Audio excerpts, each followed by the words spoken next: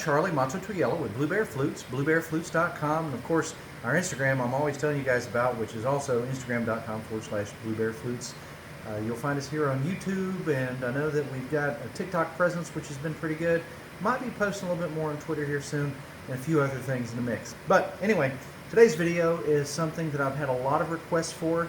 It's been on my mind since day one of offering flute making kits, and I've just really never put one together to help people out here. I've actually been putting it off as a hopeful live stream that I was going to do and answer some questions. I know most of what your questions are in this case, and of course if you have any others or any comments, I'm always looking forward to seeing them in the comment list down below. I usually, believe it or not, that's the one thing in the world I respond to usually the quickest. Of course, some people are thinking, yeah, it's been days, but I love reading those comments anyway. And today's video, like I say, is something I've been wanting to do for a while. This is a drone flute that I'm working on. This one is made out of poplar. I know you're probably wondering what the wood is. It's actually going to be our new line of drones. We've been offering them out of western cedar and red cedar forever and a day, and used to offer them out of river cane, and I find that poplar really makes some of the best drones. It's an in-between hard and soft wood, and so that's the reason we really like it a lot. Today's video is basically how to get parts of the drone in tune. Just sanding these fingerings off so they don't look so scored up there because I've been burning them. But a lot of you wonder, I think, whenever you put a drone together, how it is that you get both sides in tune without drastically chopping one side shorter than the other, or if it's too sharp when you cut it square, how are you going to lengthen it, is probably what you're thinking. So I'm going to talk to you about a couple of different quick, easy techniques to get this going for you. I will tell you some techniques that some of the big companies, and I say big companies that make Native American flutes, my wife and I and my son and any of the family here that works at Blue Bear Flutes, we're just really a small business. We probably send out more flutes than a lot of those quote-unquote big companies, but the companies, I guess, I like to say that they think they're big anyway.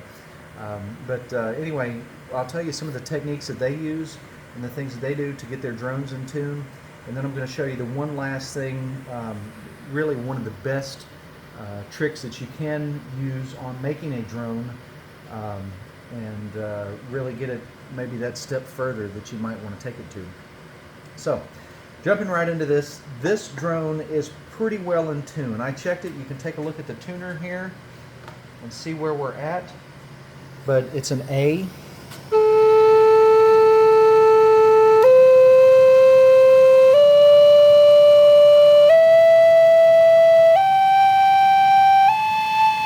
I was running out of breath on that last one.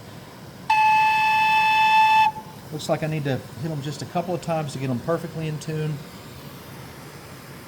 But just to show you what I'm looking at here and the problems that I know a lot of you have in making a drone and making it so that it plays right, oftentimes when you cover all the holes up and you blow, there's a wobble, something like that. Now if you notice, I did that with my mouth. That doesn't mean that that's the problem with your drone that you're in the process of making. Whether it be from one of our drone kits, or you're making it from scratch yourself, or trying to fix a drone that you bought from some high-priced company, which I like to deem those big companies.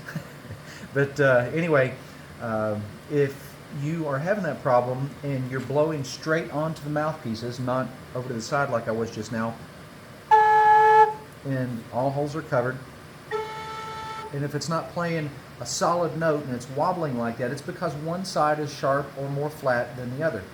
And it's real easy to fix that.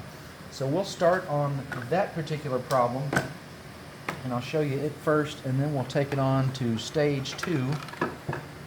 So as a way that I can make one side more sharp or flat, I'm going to file a bevel on the edge here of the flute side of this drone, and that should have thrown us off a little bit. I will warn you in advance that I've gotten pretty good at drone making over the years and the thousands of these that we have made.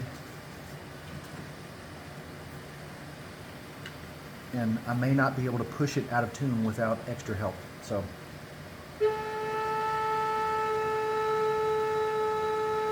it's just mildly out of tune.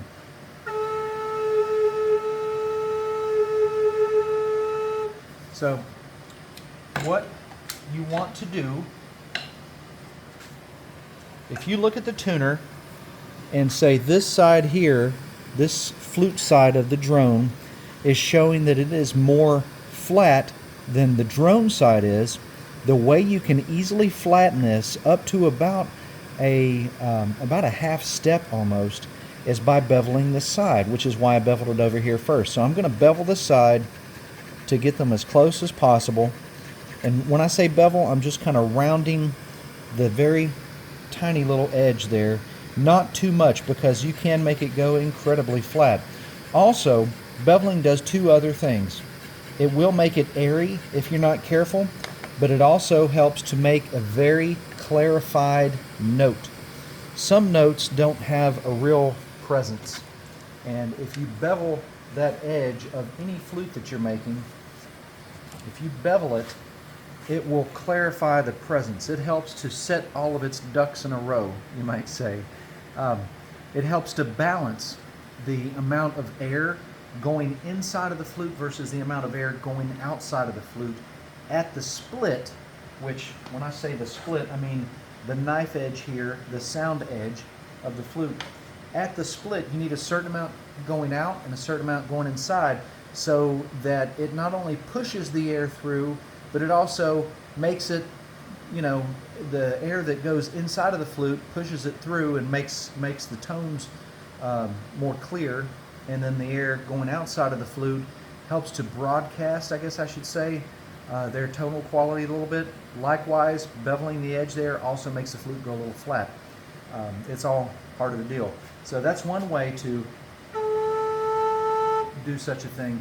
Another way, if you find that this chamber over here is vastly different than the other, and whichever chamber is the sharpest, you can put a plug in. Whatever plug size fits your flute, you can put a plug in there, glue it in place. Don't hammer it, because of course if you've got this far, you know better than to hammer something too big into something too small. But put a plug in, drill it out, and then start working the plug out until this chamber here is now as flat as that chamber there. Of course, like I said, you can sand more off the bottom. You can sand it in an angle if you want to do that, but there again, sanding at an angle kind of makes it look off. There are actually big flute companies out there who sand theirs at an angle. I always thought, boy, are they hiding something. One of the other things that some of the other big name flute companies do is they'll drill a tiny little hole, just a tiny hole right about there, and that will help get their sound to the tone they want it to. But just like changing the bevel up here, that also makes the flute airy. Now, I will give you a little bit of preemptive troubleshooting that you can do to see why it's airy. And that is, follow your seam. If you're making a split drone like this out of two pieces of wood that basically aren't two tubes together, the old A-frame style. I don't particularly care for those because I haven't seen a historic Native American version of that. I have only seen historic Native American versions of the what people call a shotgun drone, as I call a side-by-side, which is probably more historically accurate, because back in the days they were originally created, there were no shotguns. Anyway, and plus you can have a shotgun that's not a double barrel. I mean, there's a lot of reasons why it's a side-by-side, not a shotgun. But anyway, if you don't have a good solid seam here, if the glue has some separation, if there's a crack, if you have a knot in your flute and you think it might be leaking air, it probably is leaking air. Anywhere that you find it's leaking air, that will cause it to go sharp, typically, and will also make it sound airy. So I take a little bit of super glue and fill those cracks. And if you do that, one way you can check is you can run a bead of kind of a medium thin super glue down the edge of it here, and if you watch it go all the way to the bottom, not let it pour out because you don't want to mess anything up or get it on the outside of your flute, but if you seal that edge inside with super glue and you see it draining out, that will tell you that there's a leak. So if you do that on both sides and then even do it on the middle here, that'll tell you if there's a leak inside of it, and of course that will really get you going. That's also a reason a lot of big name flute companies like to make those A-frame drones. is because, number one, they have a stockpile of drilled out flutes laying around with and without fingerings, and they can just pick up one and say, this is going to be a flute. And number two, if I find that these two aren't in tone with each other, I can cut a 1/2 inch off of this one, and you won't even, aesthetically, you won't even notice the difference looking at them. So if you do have one of those big name flute companies, A-frame drones, pick it up and take a look and see if they're the same length, and that'll tell you whether they're an advanced flute company or if they're maybe making these because they're making a living at it, and that's about all there is to it. But like I say, you can keep this bottom the same size by changing that bevel. If it's vastly different, you can change it by putting a plug in if you need to, and then sanding that plug out, which you're going to sand a lot of it out. It only needs to be like paper thin, but and that's another way too. If you're not concerned with what the flute looks like and you realize it's only a little bit out and you've already tried this and you don't want to go too far to make it too airy, you can actually take a piece of cardstock or paper about this deep up inside of the flute and make a loop out of it, glue it in with some super glue, and then sand it out. Careful, super glue vapors are just terrible. You can do it outside. I don't recommend burning them because burning them could be a problem. The vapors become more aerated when they're burned. There's a lot of reasons why you don't want to do this. But that will also solve your problem. And like I say, you can fill it with some sawdust if you'd rather go that route, with some super glue, even with some wood glue, and not completely fill it, but just kind of run the glue around a circle here and then sprinkle some sawdust inside of it, and that'll change you a 1/2 step right there. And if you're not sure what a 1/2 step is, it's of course the difference between like a G and an F sharp. You know, that's a 1/2 step. When the tuner goes from one to the next note and there's not a note in between, that's a 1/2 step. But anyway, so that's where we're at on this guy. Now, some advanced techniques that I'm going to show you, these last two things here. One of them is I'm going to put a fingering on the back. It's in an area that I can reach with my thumb. I have medium-sized hands. The first thing I want to do is mark it. I'm doing that by looking here. You can use a pencil or a marker too, which is what I used to always do, but if it's not close to my hands, I'll use a burning tool. But I'm looking at the placement of this fingering here because I know if the flute chambers are in tune with each other when you play the bottom notes, all holes covered, then this is going to be about in the same location as it is on this side of the flute. Okay, kitty, don't kill that moth. She always wants to eat these moths. By the way, this is Renault, if y'all haven't seen her yet. She's our shop kitty. She usually stays at home, but she also likes to come and help out in the shop. You'll see her in my shoulders sometimes in videos and pictures we post. I say we post, my wife posts.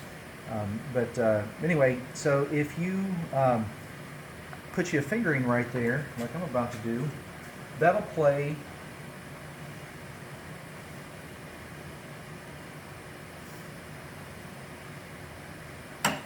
the major tonic of this flute, and here's what I want to show you about that. That's the sound you're probably hearing at the bottom if you have all holes covered and you're trying to get it in tune. Use those previous mentioned techniques and steps. They'll make it right in tune for you, no worries. Like I say, you can choose whichever one works out best for you. Drilling a little hole back there has its advantages and its disadvantages. I personally see that little hole as not an advanced woodworker, but if it works for you and you're happy, that's what counts. But I just put a hole there, and you can hear that this side here is sharper than this side back here. I usually start off flat when I'm tuning notes and make them go sharp because it's easier to do that than it is to go the other way around, even though I do have a video on that. Now if you notice, I just played the note. It sounded great. I played it with less air pressure, which made everything go a little flat, which I have a video on that too. I think it's called Playing in Harmony with Nature. That's a good video to watch if you haven't seen videos on tuning. That's one you really need to know, especially if you're interested in the whole 432, 528, whatever phenomenon. So it's pretty well in tune because I'm using a steady stream. If I look at it on the tuner, we're not going to bother, but if I look at it on the tuner, this side here will be just a pinch flat compared to this side here. Once again, I try to do it that way so I don't overshoot my boundaries. And I can hear that this side is more sharp than the other. But when you're blowing a steady stream, you can't hear it. If you drop down the air pressure, wobbling there just a little bit.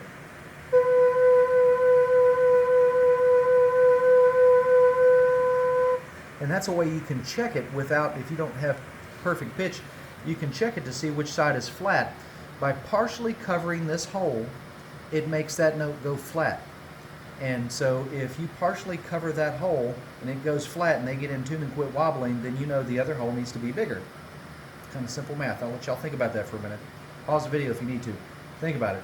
If this hole's open and this hole's open and they wobble and you partially cover this one, which makes this note go flat, and the other side is playing wide open, then you know that hole is flat and you can make it bigger.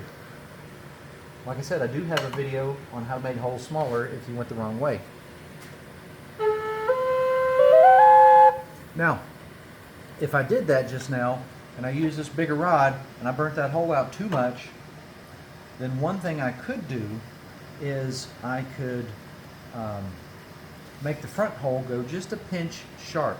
You'll be surprised how very little of a difference in hearing or playing or harmonizing with other instruments.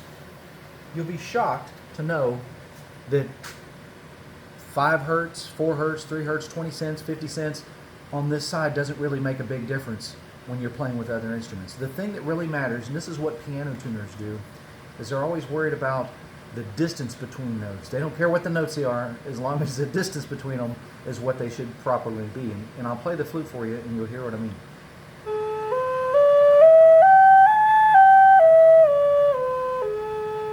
So, with relationship to the minor pentatonic scale that this A drone is playing on the flute side, the distance and spacing between each note is correct for a minor pentatonic scale. If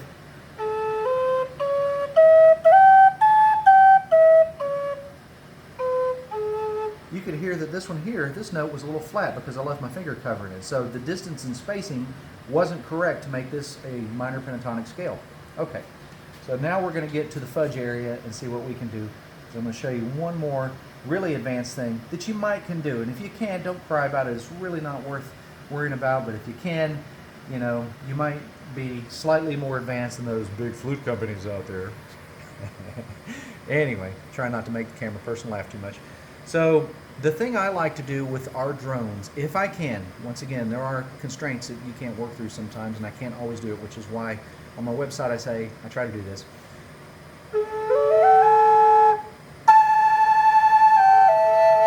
I like to be able to blow the drone chamber a little fast and play 3 notes on it. So is blowing fast and making it jump octave so that it plays the next note up. So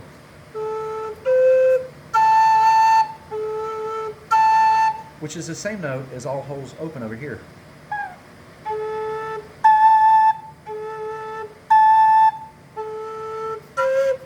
Whoops, hold on.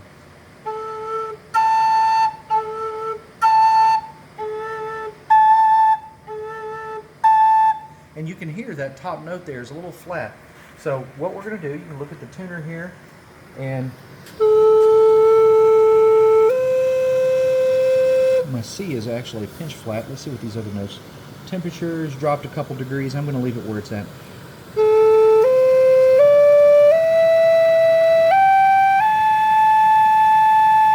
And you can see that top A note is a little bit flat in comparison to the others. I usually try to keep it, these 2 diamonds here are like 15 cents, which some people consider to be concert pitch. That's what these little upside down triangles are. Some people consider 20 cents concert pitch, whichever's good. Usually I get them right on the money at about somewhere between 72 and 75 degrees temperature. It's 77 right now. It was 78 when I started. You know, however it works out. Come see, come saw. It's all good. This isn't one for sale anyway, so it's just a demo model. But anyway, what I'm going to do, looking at the tuner, it's actually upwards of 15 cents over, which is what I need to get, which is currently about 15 cents under. Let's hit that note there. After I do this and hear it, we may decide that I need to go back and space those other notes back to where they match this one, which is right on, slightly over. It's still a pinch flat.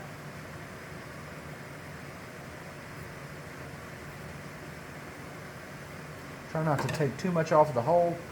Don't want to make it too big. And there it is. I bet that the two sides play together in harmony right now.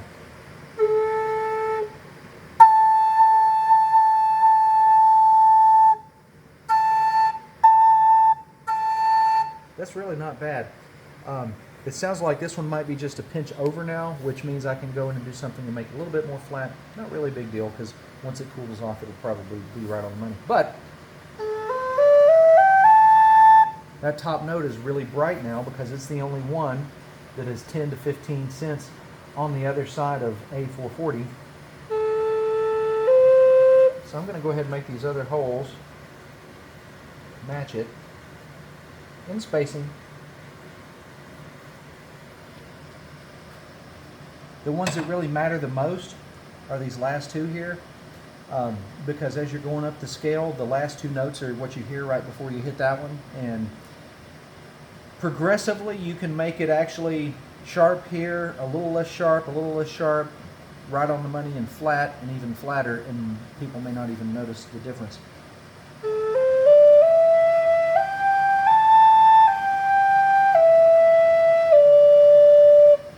Still not where I want.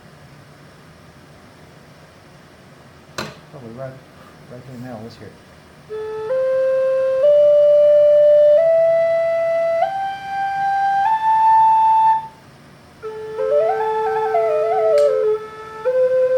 Now my back hole's a little bit out of tune. No big deal. And you don't have to use burning techniques like I do. Sure is a lot quicker. And it cauterizes the wood, which makes it not ever dry out from that fingering.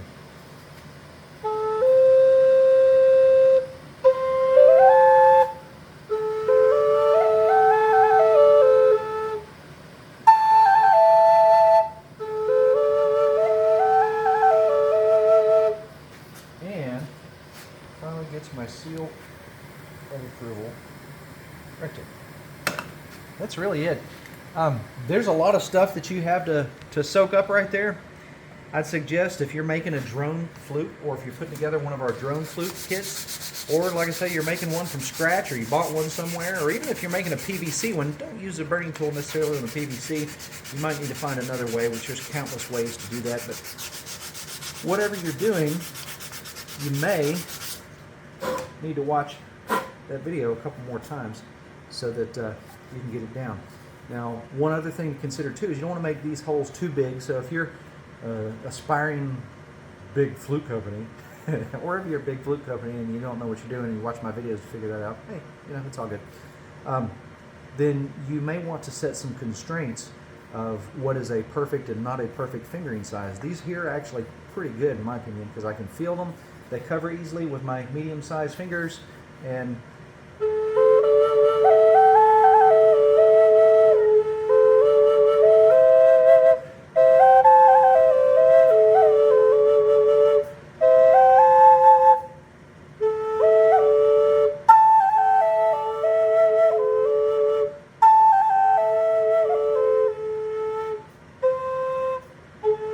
it's a good one. So anyway, my next step is going to be to go back and oil this sucker and get it the way I want it so it can be a beautiful flute for my collection, and also one to take pictures of and show, because like I say, we're switching over to using poplar. One other tiny thing you want to consider too is make sure, if you're not getting a flute kit from us, that the width of your tracks, the length of your tracks, the size of your air holes, relatively speaking, the size of your sound holes specifically, make sure all that stuff's about the same size. Make sure your track is the same depth on each side. I will tell you a couple of tricks. If the track is too deep, it'll make a loud note. It could be airy. It may not be airy, but it could be. And if it's too shallow, it'll be harder to play. and will be even more flat if it's a shallow track. So if you made one track too deep, I do have a video on how to make the track not so deep again. If you made it too deep, you can go back and fix it. And if you find that one track's too deep and the other one's the right size, you can fill this one in. Or if there's just a minor fluctuation in tone, especially if the drone chamber is too sharp, you can go back and make the drone chamber's track a little shallower by filling it in and burning it back out or grinding it out, however you do. And making it a little bit shallower will also make it flat to match the other side. So there's a lot of really great techniques I think that I've covered in this video, ones that I use regularly myself, ones that I mentioned I don't use because I don't like seeing an extra hole in the flute that you're not going to use. I mean, I have a real aversion to that. If you don't know about my 6-hole flute videos, please check those out. If you have a 6-hole flute that you have a finger in there and you have to keep it covered all the time, you really need to question reality. Really think about that. Anyway, so I think that covers just about everything. Like I say, there's a lot of different stuff you can do. We've got videos on almost everything. This is one I've been waiting for a while. And my friend Payman had asked me about it earlier today on Instagram, and I thought, you know, I've got to make a video because the questions he was asking are ones that I think I don't think I could have gotten across without a video for that. So hopefully this helps a lot of you if you're interested in making a drone flute, and if you're making our flute kit, there's a lot of your questions answered there. Like I said, sealing the inside of it will help out in some cases. Using poplar, by the way, is a porous wood. It's very uniform, which is great, but it's also porous. So I seal it with a new oil that we've been using, and we'll have more videos on that kind of stuff. But sealing it with anything will really help out. Oil and wax mix is good. You can use this super glue, but when super glue dries, when it's mixed with carbon, it does make a vapor that will burn your skin and your eyes and lots of other stuff, and probably your lungs too. Probably not good to breathe that stuff in. So anyway, I hope this video finds you well. I hope I've answered a lot of those questions. If I've given you any more questions, put them in the comments. Usually I'll send you a link to a video whenever you do that, and other people might have the same questions. But anyway, Charlie Mato-Toyela signing out for Blue Bear Flutes and BlueBearFlutes.com. I hope to see you again really soon.